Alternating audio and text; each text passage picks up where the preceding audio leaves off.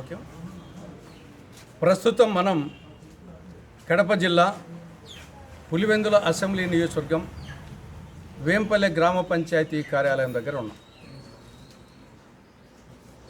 వేంపల్లె గ్రామ పంచాయతీ ఇది మేజర్ పంచాయతీ.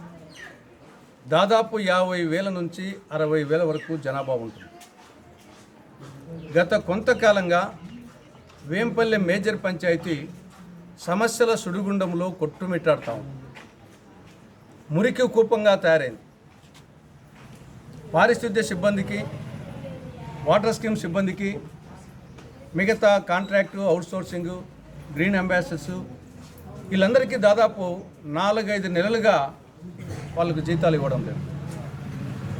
పారిశుద్ధ్యం పూర్తిగా అస్తవ్యస్తం అయిపోయింది. డ్రైనేజీ కాలువలన్నీ చెత్తా చెదారంతో నిండిపోయినాయి. డ్రైనేజీ కాలువల్లో పారాల్సిన మురికి నీరు రోడ్ల మీద విచ్చలవిడిగా పారుతూ ఉంది. ఏరులై సెలయేరులై పారుతూ ఉంది.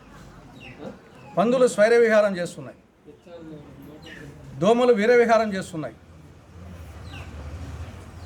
యొక్క మేజర్ పంచాయతీలో అటు డెంగ్యూ, టైఫాయిడ్, మలేరియా, అతిసార వ్యాధులు విజృంభిస్తున్నాయి.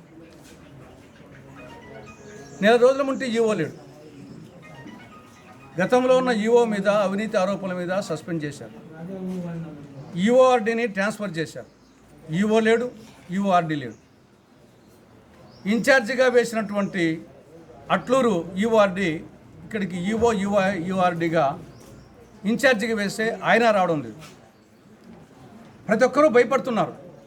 తెనాలి రామలింగని పిల్లి కథ జ్ఞాపకం వస్తూ ఉంది. వేంపల్లి అంటే భయపడిపోతున్నారు. ఇక్కడికి ఈవో కానీ ఈఓఆర్డీ కానీ ఎవరన్నా రావాలంటే. వీళ్ళకేమో ఈవో సంతకం లేకుండా సిబ్బందికి జీతాలు వచ్చే పరిస్థితి లేదు. 1 నెల కాదు, 2 నెలలు కాదు, 4 నెలల ముంటి వాళ్ళకు రావడం లేదు. ఇక ప్రధాన ఆదాయం వనరు వచ్చేసి మార్కెటింగ్.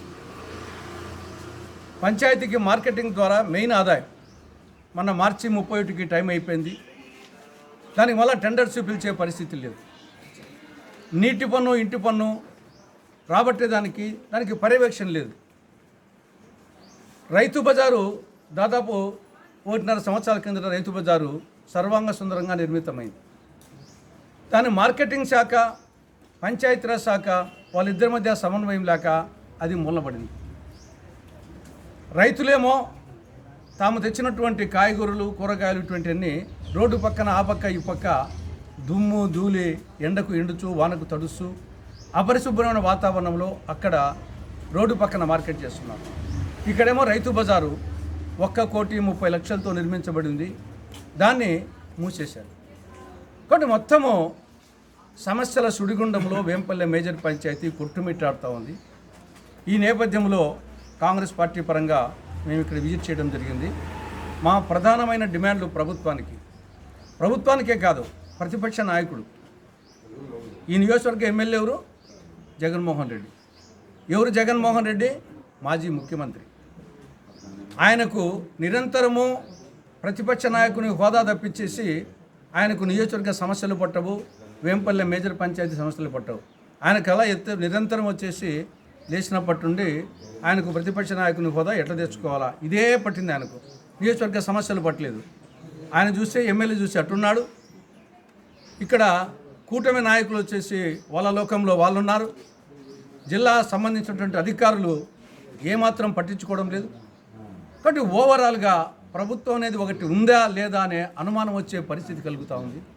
ఇప్పటికైనా అటు ప్రభుత్వము, ఇటు జిల్లా అధికార యంత్రాంగము ఇమ్మీడియట్గా వేంపల్లె మేజర్ గ్రామ పంచాయతీ మీద, ఈ పంచాయతీల సమస్యల మీద దృష్టి కేంద్రీకరించి ఇమ్మీడియట్గా ఆ సిబ్బందికి 4 నెలలుగా ఇవ్వాల్సినటువంటి ఆ జీతాలు వెనకమ్మడి ఇవ్వాలి.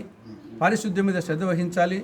ఇమ్మీడియట్గా ఈఓను, ఈఓఆర్డీని ఇక్కడ నియమించి ఆ యొక్క మార్కెటింగ్ టెండర్ వేసి ఆ యొక్క రైతు బజార్ను ఇమ్మీడియట్గా అది ఓపెన్ చేసే విధంగా చర్యలు తీసుకోవాలని కాంగ్రెస్ పార్టీ డిమాండ్ చేస్తూ ఉంది.